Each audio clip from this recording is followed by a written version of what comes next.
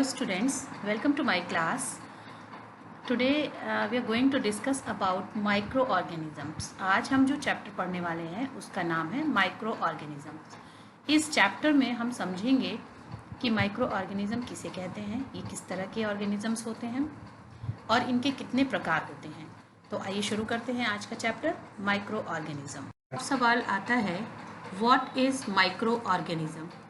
Micro organism को समझने के लिए इस शब्द को तोड़कर देखने की ज़रूरत है। शब्द को अगर हम तोड़ें तो हमें क्या मिलेगा, माइक्रो और ऑर्गेनिजम्स। माइक्रो मीन्स होता है बहुत छोटा। ऑर्गेनिज्म मतलब होता है जीव, ऐसा जीव जो बहुत ही छोटा हो, जिसको कि हम अपने सामान्य आंखों से ना देख पाए। इसको देखने के लिए हमें एक यंत्र का उपयोग करना पड़े, जिसको कि हम माइक्रोस्कोप बोलते हैं, या हिंदी में इसको कहें तो सूक्ष्मदर्शी बोलते हैं। अगर हम सूक्ष्मदर्शी का उपयोग करें तभी हम इसको देख पाएंगे। तो वो छोटे जीव जिनको कि हम अपनी सामान्य आंखों से नहीं देख सकते हैं, उनको बोलते हैं माइक्रो ऑर्गेनिजम्स।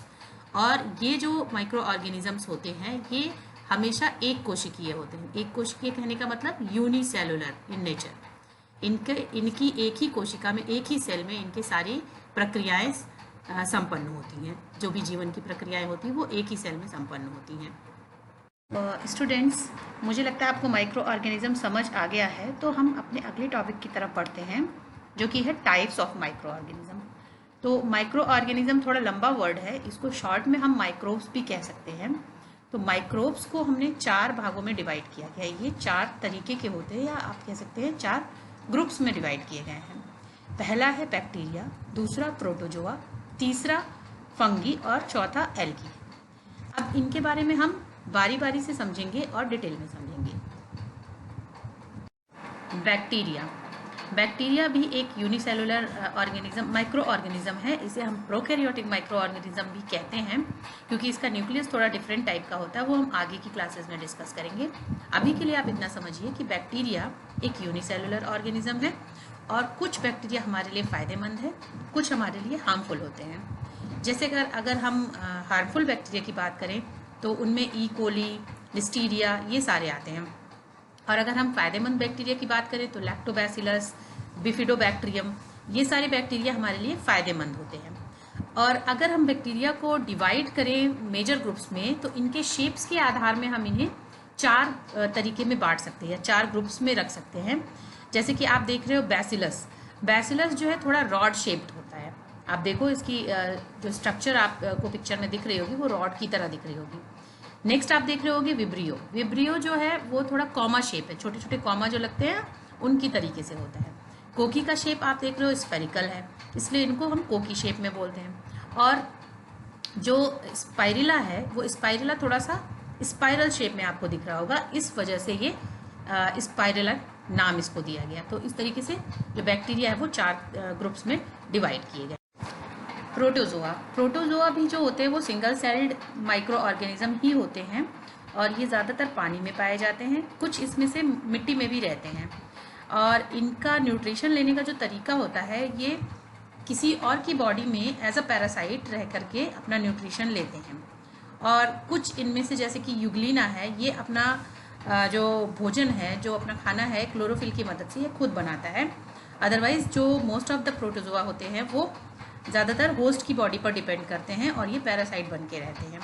और प्रोटोजोआ में जो रिप्रोडक्शन होता है वो बाइनरी फिशन और बडिंग और स्पोर फॉर्मेशन के ज़रिए होता है। अगर हम कुछ एग्जाम्पल्स की बात करें प्रोटोजोआ के, तो वो अमीबा है, पैरामीशियम है, प्लाज्मोडियम है। यूग्लिना के बारे में मैंने आपको पहले ही बताया है। तो इसमें जो है इतने सारे तरह के माइक्रो ऑर्गेनिजम्स इंक्लूड है। फंगी जो है ये भी ज़्यादातर पैरासिटिक टाइप के ही माइक्रो ऑर्गेनिजम्स हैं। इनमें से कुछ मल्टी सेलुलर भी होते हैं, जिनको कि हम देख सकते हैं। जैसे आप मशरूम में देखो और मॉल्ट्स में देखो, आपको ये फंगी नज़र आते हैं। और यीस्ट में जो होता है ये फंगी यूनिसेलुलर होता है, इसमें ये हमें नज़र नहीं आता है।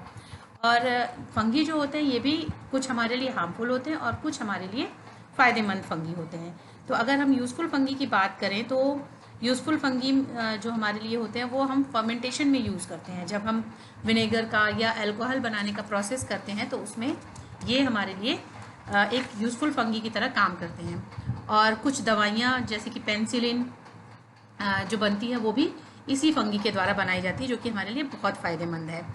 और अगर हम हार्मफुल फंगी की बात करें तो इनसे बीमारियां होती हैं, जैसे कि बीमारी का एग्जांपल हम लेते हैं कि एथलीट फूट, ये एक बीमारी होती है जो कि फंगी की वजह से होती है। तो इस तरह से हमने देखा कि फंगी जो है हमारे लिए यूज़फुल और हार्मफुल दोनों तरीके के हो सकते हैं। और इनका जो ग्रोथ का सीज़न होता है मेनली ये रेनी सीज़न में जल्दी ग्रो करते हैं, क्योंकि इनको ह्यूमिड वाला एटमॉस्फेयर चाहिए। ह्यूमिड एंड हॉट एटमॉस्फेयर में ये बहुत तेज़ी से ग्रो करते हैं।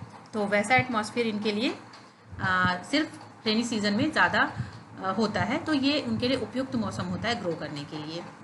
तो last type of micro organism है वो एल्गी है। एल्गी जो है वो ज़्यादातर मॉइस्ट इलाकों में या मॉइस्ट जगहों पर पाया जाता है, जैसे कि पॉन्ड्स के पास, रिवर के पास, इस तरह से मॉइस्ट जगहों पर इसको हम देख सकते हैं। इनमें से कुछ हमें विजिबल होते हैं जिनको कि हम नेकेड आई से देख सकते हैं, और कुछ को देखने के लिए हमको माइक्रोस्कोप का यूज़ करना पड़ता है। फंगी की तरह एल्गी भी हमारे लिए हार्मफुल भी हैं और हमारे लिए यूज़फुल भी हैं। अगर हम इनके यूज़फुलनेस की बात करें तो इनको ये जो है बहुत तरह के जो अदर एनिमल्स होते हैं उनके लिए फूड का काम करते हैं, फूड सोर्स का काम करते हैं। और कुछ एल्गी होती हैं जैसे कि उनके अंदर एल्गिन नाम का सब्सटेंस पाया जाता है, जिसका कि हम यूज़ करते हैं पेंट बनाने में, दवाइयाँ बनाने में, इस तरह से। तो ये एल्गी हमारे लिए फ़ायदेमंद हो गए। और कुछ जो एल्गी होते हैं वो सी फूड के तौर पे यूज़ किए जाते हैं, तो ये भी हमारे लिए एक फ़ायदे की बात हो गई। दूसरा है एल्गी हार्मफुल कैसे है।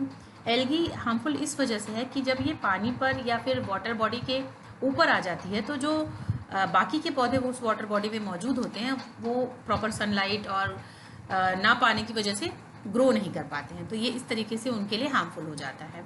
तो एल्गी हार्मफुल भी है और यूज़फुल भी है। तो इस तरीके से हमने समझा कि ये 4 तरीके के ग्रुप्स में किन किन तरह के माइक्रो ऑर्गेनिजम्स हैं और उनकी प्रॉपर्टीज़ के बारे में भी जाना। Thanks for watching.